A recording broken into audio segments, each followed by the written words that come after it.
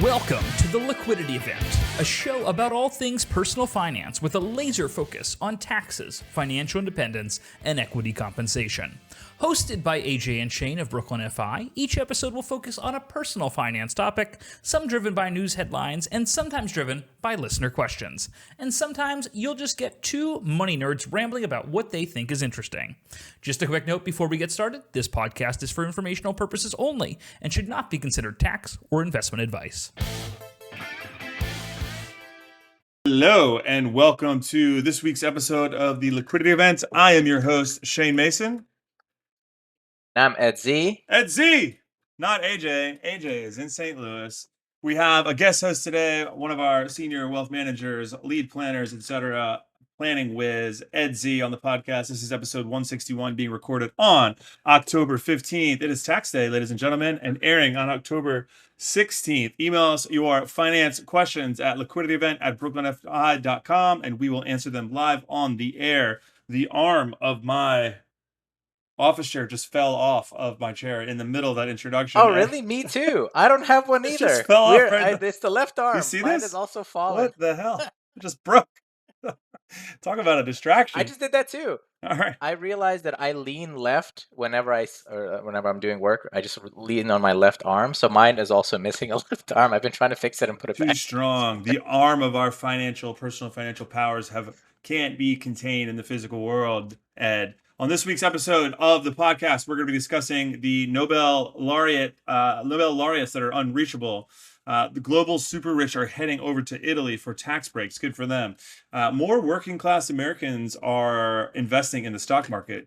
Is that good or bad? At what cost, Ed? We have a live listener question that we'll be answering on the air. Somebody finally sent in a voicemail. They will be getting a sweatshirt for that or of some nature.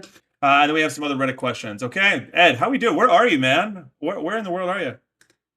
Well, I'm in Philadelphia like always. I know you guys are always traveling around. Shane, I know you're stuck in New York for the time being. But yeah, I'm in Philly in my home office basement. As you can see behind me, I have some paraphernalia. My office is always being encroached on by my daughter's play area if I tilt my camera there.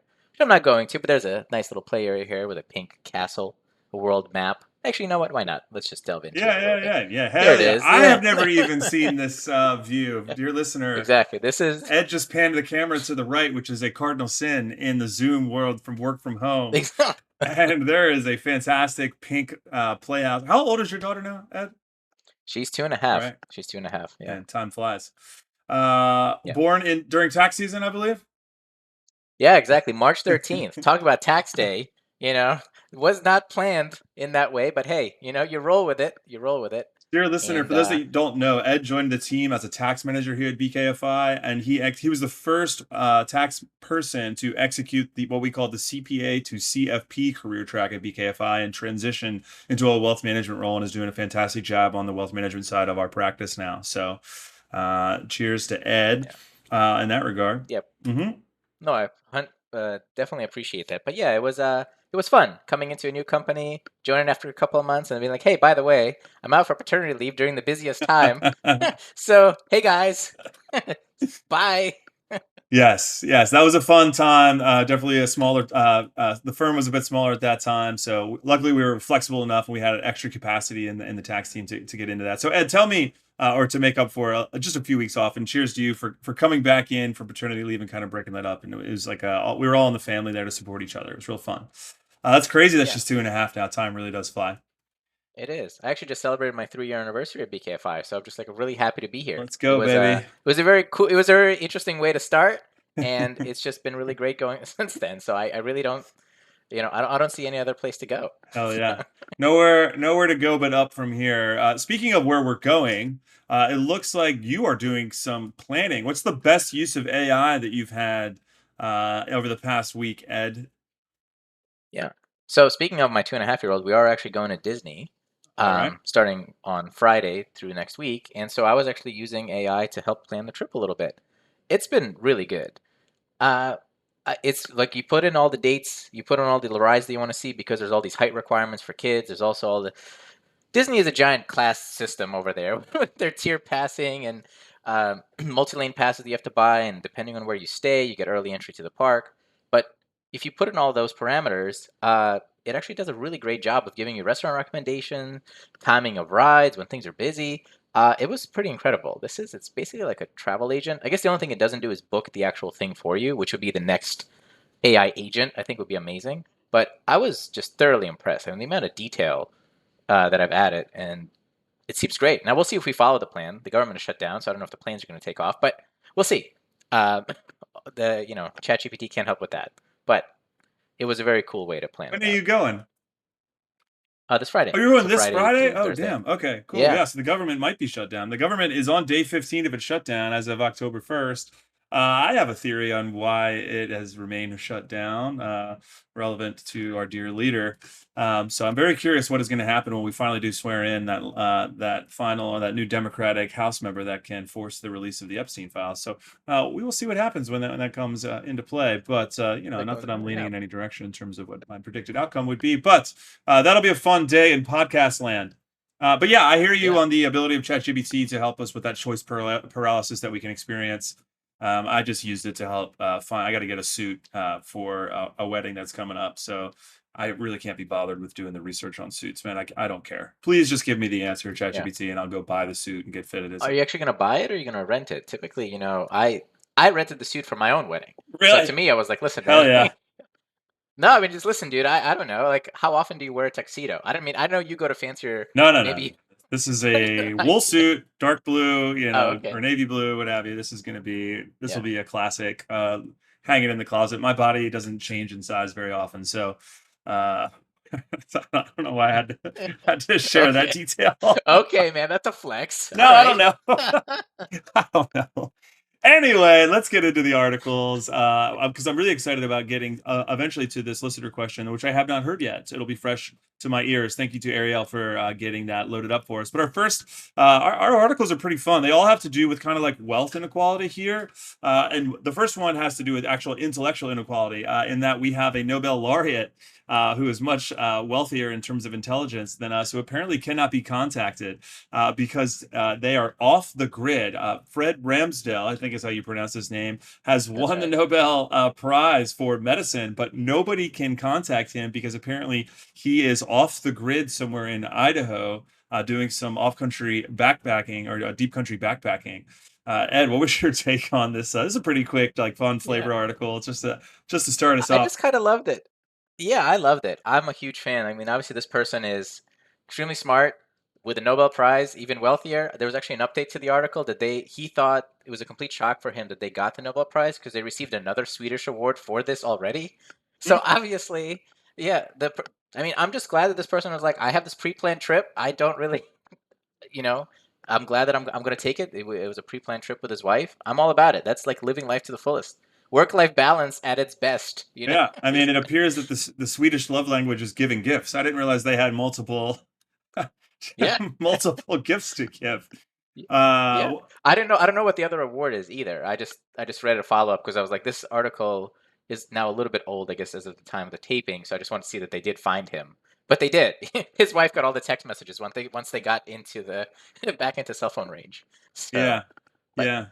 It's interesting that this seems to happen pretty often, where these people that are at the height of the intellectual capabilities in research, science, medicine, etc., are often people that are quite mysterious and they want to get out. They got to get out. So I think we should all be thankful that while they would prefer to be in the woods, occasionally they show up to work and solve autoimmune disease disorders that we have in our bodies. yeah. So thank you. I just think this is also just a lesson for everybody that, like, even when your work is the most important, right? Like the utmost level of serving the community as a whole, you still take a break for yourself to recharge so you can be your best self when you come back. Like, if that's, and to the point, this is a full recharge. I mean, this is a full disconnect, right, from everybody and everything and all I civilization. see what's happening here. And We're not adding PTO days, Ed, so that we have so many PTO days. I'm sorry. I guess my suggestion box has not No wonder my suggestions See haven't been what's getting happening answered. here. I see what happens here when we're sneaking this article in. No, no, no. Exactly, just a No. little bit. Okay. Well, I just thought it was great. Yeah. yeah, no, this is a great article, and congratulations to Mr. Ramsdale, probably Dr. Ramsdale. Speaking of vacation, we have a great article here from the Wall Street Journal about tax schemes and living la Dolce Vita. Apparently, there was a little-known Italian tax tax regime, wherein if you decide to move there and you can avoid income tax on your worldwide income if you pay a flat tax in Italy of about 100,000. I think it's pounds. Yeah, they listed pounds here in the article because this is Pounds. an article from The Guardian. Give me your take on this ad attracting the upper class, the ultra high net worth with a flat tax. Yeah. Well, I mean, I think this is funny that it actually started in 2017, and then in 2024, that amount has been increased to $200,000, 200,000 pounds. Mm. I mean, we are trying to attract wealthy people as much as we can. I guess everybody is, and you're trying to create economic growth. The best way to do that is to bring wealthy people into your space and have them spend a lot of money. And Milan is an amazing place for wealthy people in general. Hmm. And if you can say that you have a flat tax on 100 or 200,000 pounds of foreign income, I think that's amazing. I think it's obviously, I think only they said it was about 2,900 people that signed up so far. I mean, this is only for a specific group of individuals, and a tax incentive in general are not ideal. I mean, there is a lot of revenue that Italy is hoping to be making as a result of the economic boom, right? They're saying that we're going to give you a break on taxes, but we're hoping that all the spending, the job creation, and all that is going to support the economy here. Kind of basic trickle down economics. Whether that's worked or not, I don't know. But I think the article quotes a real estate individual there that there's just been money. They've been able to sell real estate in Milan and Rome like hotcakes. It's been incredibly easy. So I'm glad that's going well. But this is only a solution for a small number of people, and I don't know honestly how long you can keep this up, because at some point in time, people will stop spending or spend less. I mean, how much can you have, Shane? I don't know. I'd like to know. I'll let you know when I find out how much you There can, you go. how much you can have. I mean, I was going to ask Shane, is this the next place you're heading over? I know you Ah, got your spot in Mexico, yeah. but Italy's pretty nice. Yeah, I mean, there's an underlying psychological issue going on. We're constantly I'm exploring with my therapist about constantly exploring the next place in the world to spend more Yeah. time. I don't know if I'm making up for lost time or what have you, but yeah, I mean, obviously this would be very attractive. I can't afford 200,000 pounds, but this isn't really a scheme Yeah. for Americans anyway, because this scheme is really for every citizen of the world besides Americans, because we are the only ones that have a taxation. We tax your worldwide income based on citizenship as opposed to just Yeah. residency. So, yeah, I think this is great for the sheiks and the aristocracy and the nouveau rich, or really the old rich of the world, that want to experience the beauty and the ancestry of the the eternal city of Rome, or just the really old southern elements of Sardinia, Sicily, what have you. There's a lot of crumbling infrastructure there. Italy is famous for having those like $1 homes that you can buy, but they're going to That's right. cost thousands of dollars or thousands of euros to renovate. That's actually not what I'm more concerned with. My experiences with Italian culture are not this surface level. They're more so that if you do want to do these renovations, you have to deal with the Italian subculture of the contractors, and the corruption that you'd be experiencing when you have to buy all of the Yeah. wood from uh, Keep somebody's avoiding the word brother or somebody's mafia. cousin that is the sole provider of this marble that you're trying to install Yeah. in your house. So I just happened to be watching. I don't know why I went down a YouTube rabbit hole last night. The history of that show Rome, that was filmed on Hmm. HBO, and it had like Yep. 99% on Rotten Tomatoes, but it was canceled. And the large reason why it was canceled, because it was actually filmed in Italy, in a studio there, and they were going to spend $100 million to build all these sets there, but it turned out that the corruption in Italy was so intense that it was going to end up being like $160 million, because even they had like issued arrest warrants from the government for the people because they would not pay the bribes to the local Italians there. So don't forget that element of the Italian culture when you're spending 200,000 right. euros to enjoy some It's okay. We don't Aperol have spritz. bribes in the U.S., Shane. Ha, So we yeah. don't have bribes in the U.S. We just have cryptocurrency schemes that seem like bribes, but are actually not, but also Oh, are. yeah, that's fair. Yeah, I'm throwing a stone at a glass house, I guess. Okay. Yep. Well, speaking of wealth inequality, we've got on the other end of the spectrum, we have an article here from the Wall Street Journal about the lower income or the working class, I should say, elements of American society are getting more and more involved in the stock market. This Wall Street Journal piece details people that are earning between $30,000 and $80,000. We've got a Chinese restaurant worker making 40K. We've got a visually impaired person making elements making about 70K Individual. individual. Thank you. Sure. Yeah. What am I, a podcast host? What am I supposed to be able to talk intelligently? Talk Yeah, good. I I talk talk good. good, Don't you and it's worry, good. listener. Exactly. Anyway, give me your take on the article. Give me your pros, cons. The Wall Street Journal articles always have a bit of a market good element Yeah. to them, a bit I of a mean, yeah, conservative tilt, a little bit trickle down. absolutely. I mean, it's Wall Street Journal. They benefit from reporting positive news in market investments, I think. But I mean, comes with the democratization of investing, right? When Robinhood came along, got rid of all the commissions, made it and gamified the investment piece. There was going to be a lot more individuals that are able now to come in and do it. And with that comes the good. Some of these positives, these people making money. One individual said that he now had enough money in his account to make a down payment on a home. They didn't really portray a lot of the losers in these situations, right? Like it is a market investment, and some of these individuals are basically gambling. They also mentioned that most of these investments started in 2020, and that has been in a very extremely uh, strong bull market. So they have a very unrealistic expectation of what an annual return looks like in this short time period. But so I'm all about democratization and having these investments be available to individuals of every kind, right? That's the one. These are things that used to be only available via advisor, then via Schwab with their 495 commission fees and all that stuff. I don't mind it being open, but I think that what's happening now is, and what probably will happen again if there's another crash, is that all these individuals that are betting are probably going to lose a lot of money. A lot of them are probably not investing in the most prudent way and are simply gambling and have just been lucky because the market has been on this hot streak. So I don't know, Shane, what do you think? I feel you're all about democratization. You're all about providing opportunity. That's So very I feel true. like this is a good thing. Yeah, that's Yeah. very true. I mean, honestly, my preference would be if we were going to have people saving and investing, it would be in home ownership. The average age of a homeowner in the United States has gone up from 28 to the late 30s and early 40s. It continues to expand because we continue to not invest in supply of new homes. We're not building, and there's a lot of NIMBYism around the world, a lot of single family home requirements, and a lack of multifamily homes, and not a lot of available walking cities. So like it's just a terrible supply problem. We need to build instead of make sure that property values are buoyed for the boomer class and the boomers so that they can.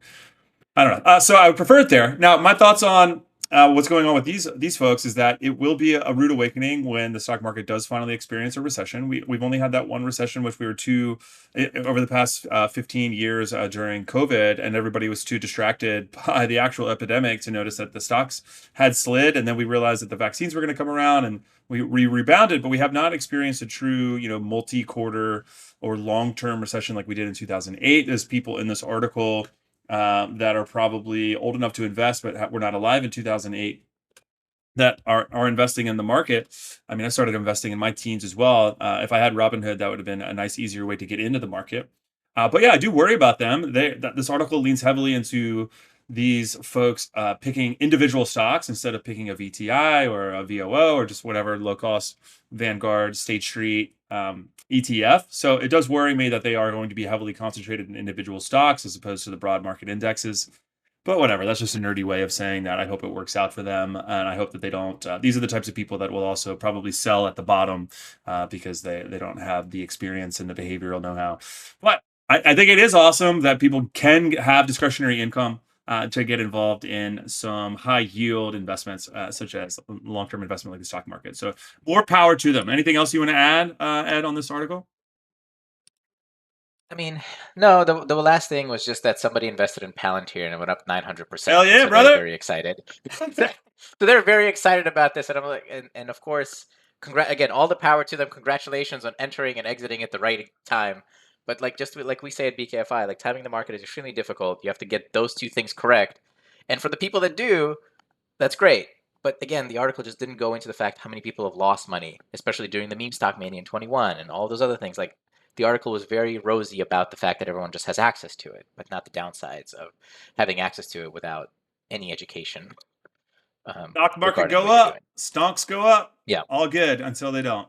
All right, let's go to a listener question now. I am going to play this bad boy. Hi, Shannon and AJ. This is Sean Tidlaska. I'm a longtime follower, first time caller. I've only recently been listening to your pod, but one thing you were just recently talking about was IPOs, and got me thinking. The number of public companies in the U.S. has dropped. Before the 2000s, it was up to like 8,000. Now it's down to about 4,000. There's a few different reasons for that. One is like the availability of just capital out there. The companies don't need the money. They can get it other sources than going IPO. There's also just regulatory burden, the costs, and just the oversight that companies are trying to avoid. The length from startup to IPO has doubled. Companies used to IPO from startup to listing in 7 years. Now it's 14 years, and some of the biggest companies are avoiding going public. Companies like SpaceX, Stripe, OpenAI, ByteDance. And I was just wondering, does that change how you think about building wealth for your clients? Do you still believe in low cost, diversified, Vanguard funds, index funds, long-term holders, or are you thinking about adding things like private equity and alternative investments?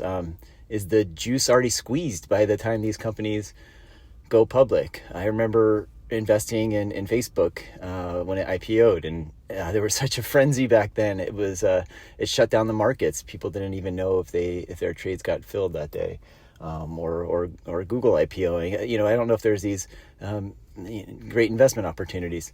Anyways, long question. Love to get your take. I kind of lean towards the tried and true, low cost, diversified, but just wanted to get your take. Okay, wow, that was a great question from Mr. Tidlaska, old friend of the firm of BKFI. So shout out to Sean for that question. Very insightful question. I think one more thing I'd like to add in terms of the reasons why these companies are not going public is that when you are heading towards an IPO, you really want your growth trajectory to be larger than your competitors or other large companies. And in the lack of oversight we've seen from the FTC, in terms of preventing mergers and acquisitions from really large companies, we've seen a lot of consolidation that's allowed a lot of inorganic growth, which doesn't really matter to investors. Growth is growth. So you have a bigger, stiffer competition. Like if Microsoft is already growing 20% per year, and you think you're a hotshot company coming out of the gate at 20% per year because you're a startup, you're a lot smaller, you have a lot more room to expand, you're not Coca-Cola and saturated. That no longer exists because there's less oversight, less regulation. We're allowing more consolidation at the top. And so the growth numbers for already public companies are hard to compete with. So that's a headwind for you as you head towards an IPO as well. So Ed, what was your take on the question? Yeah, no, thanks, Sean, for that. I'm in the same boat. I think that I agree that there's definitely a lot of money in the private markets right now, and companies are getting extraordinary private valuations that you're able to cash out. But I still think that there's nothing better than the public markets, and having the ability to have a lot more of the investors come in from the overall, from the overall population. I still think that the other issue for me in the private valuations is that private money will at some point like dry up. I do think that there will be another tilt back to publicly traded corporations. Right now, we're just experiencing, I think, a very strong boom because most of the companies that are IPOing are all kind of in the AI space. There's a huge concentration in that industry where all that money is flooding right now. And I think once that bubble kind of bursts, what you'll have again is kind of regression back to the mean, to the fact going back to the markets, back to the diversification. So I always think that there's always a more opportunity in the traditional market space. I think the diversification is much better there. I think to your point about the lack of the lack of regulation obviously is a big benefit on the private side. But I think under this administration, I don't know. I think they're going to be a lot more open to mergers and acquisitions in the public markets as well. So if there's an opportunity to go public sooner and be acquired in that space, I think that's actually a better outcome for a lot of these companies than staying private.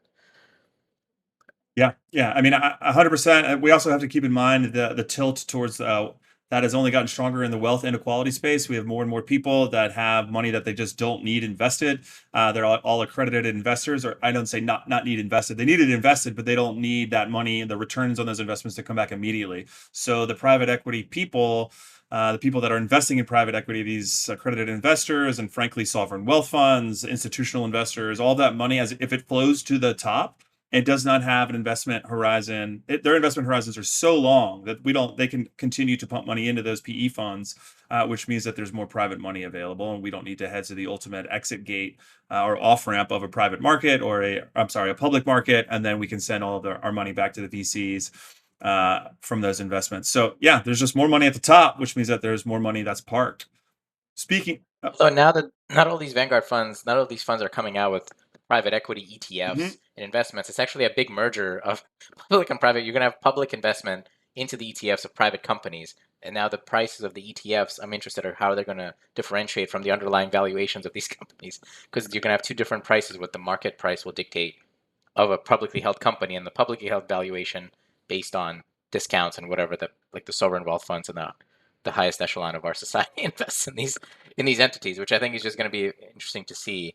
And then how the ETF valuation of these underlying companies will impact the private valuation of these companies, and whether that'll actually drive down valuations in the private market. Publicly traded private equity ETF from Vanguard. What a hybrid we have on our hands there.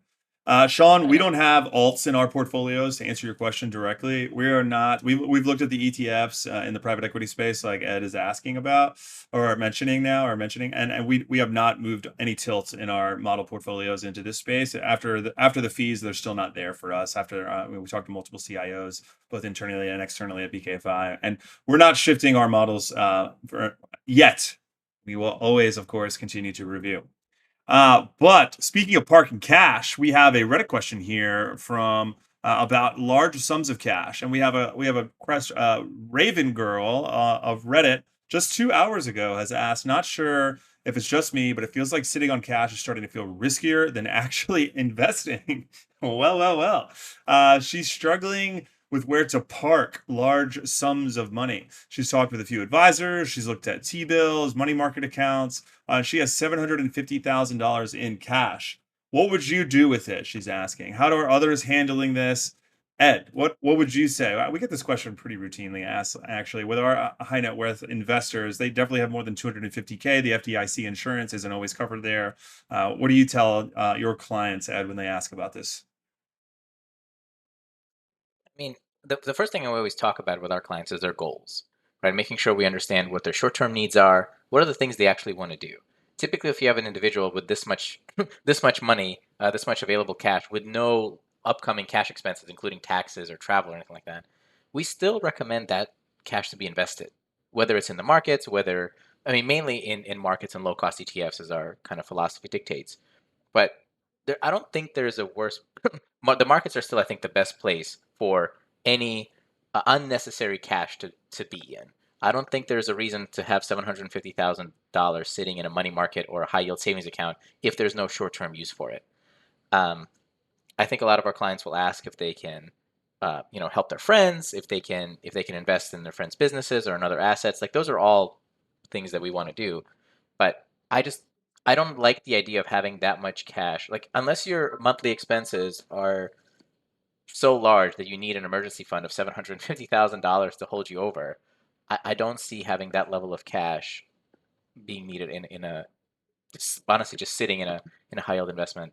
I mean, a high yield interest account. Yeah. Or money market fund. I think this should be invested. It should be going into the market. And if you really don't want to invest it, and you don't need it, then donate it. Like, there's other organizations that need this type of cash that will be very grateful to you, as we are talking about on tax day, probably not the best time to do it. But for 2025 planning, a great opportunity to talk to your advisor about some donations if this money really is burning a hole. Spending other people's money, Ed. I see what you're up to. It's always easy to do that. There was an inevitable mention here about crypto. Somebody came in the comments and said, I'm getting 17% return on my stablecoin deposits. And somebody's just calling them Bernie Madoff, which is fantastic in the comments. I love that. Yeah. I skipped over the part of the question where she said, somebody mentioned that I should be using life insurance as a wealth preservation tool, and specifically indexed universal life setups like the ones for cap. Oh my God. And then the number one response, thank God. This always happens on Reddit where somebody contacts advisors. Why is it that insurance salesmen have so much free time? They're always the first people that get contacted. They're just hanging out, doing sales all the time, apparently. They're available for these calls where the real financial planners are busy actually doing service work. And so everyone that's, the number one answer is, in my opinion, anyone recommending life insurance is a salesman and not an advisor or a fiduciary. Do you feel like that's always the case, Ed, or is that just too easy, too broad of a brush for me to mention again on the podcast?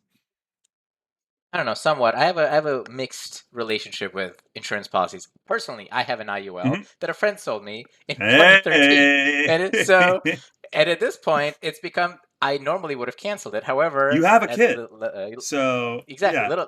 So it is beneficial, and little did I know it had a 15-year surrender period. So it again goes to show, and this was me coming right out of college. I don't remember if I passed my CPA exam yet. Just goes to show that I didn't know anything. Even studying accounting and finance. But I think that life insurance, the problem with these types of policies is they're sold as if they're kind of like an everyday tool. Even though they're actually meant for very specific situations and are probably useful for a very small number of people. But they're sold as if they're some kind of mass product. And the reason they're sold obviously is because there's a ton of commissions on them. But I don't know. If you look deeper into these policies, they have huge caps on returns. So when the S&P does, 30% in a year, their cap is like 10%. Where does that extra money go? To the insurers. Yeah, there it is. Yeah. All right. I don't know. I'm not a fan of her putting money in an insurance company, and I'm surprised that there aren't insurance salesmen hanging out on the subreddit. Should just be posting links. Just invest. It reminds me of that article from Nick. I think his last name is Maggioni, from for people that are trying to time the dip. And it says even God couldn't outperform the S&P, and it's all about dollar cost averaging. And even if you did time the dip perfectly for the past 40 years, because you were invested for that period of time, because you weren't waiting to time the dip, you still came out ahead because of the dividend reinvestment that you get from staying in the market, which is fantastic. By the way, dear listener, Ed is my chess opponent. We've played about 130 games online against each other now, and Ed, I'm moving to A3. I just made a move on you, and okay. And I also happened to go to. I was in St. Louis over the weekend. I forgot to mention this, and it just so happened to be the U.S. Chess World Open or Chess Championship was there, and I saw Fabiano Caruana and the butt plug guy live in the flesh. I actually got to go. I saw Hans Niemann in the flesh. I was the only spectator on a Wednesday at 1 p.m. And I saw. Wait, seriously, literally the only one? I was in a room with 10 grandmasters playing each other over the board all at once. It was very, very, very cool. Wow. Was that a free admission, or did you have to pay? It was $25, but it's fine. It was chill. Well, you're supporting a really great organization. Yes, indeed. Yes. Okay. This is a fun episode. Ed Z, thank you for coming on and being a fantastic co-host for me this week while AJ is in St. Louis. Thanks so much for listening, dear listeners. You can email us your financial problems at liquidityevent@brooklynify.com. And as you see, we will play any voicemails on the air. And finally, any stands out there, whoever you may be, can leave us a review if you want to be weird about it. Thanks, team.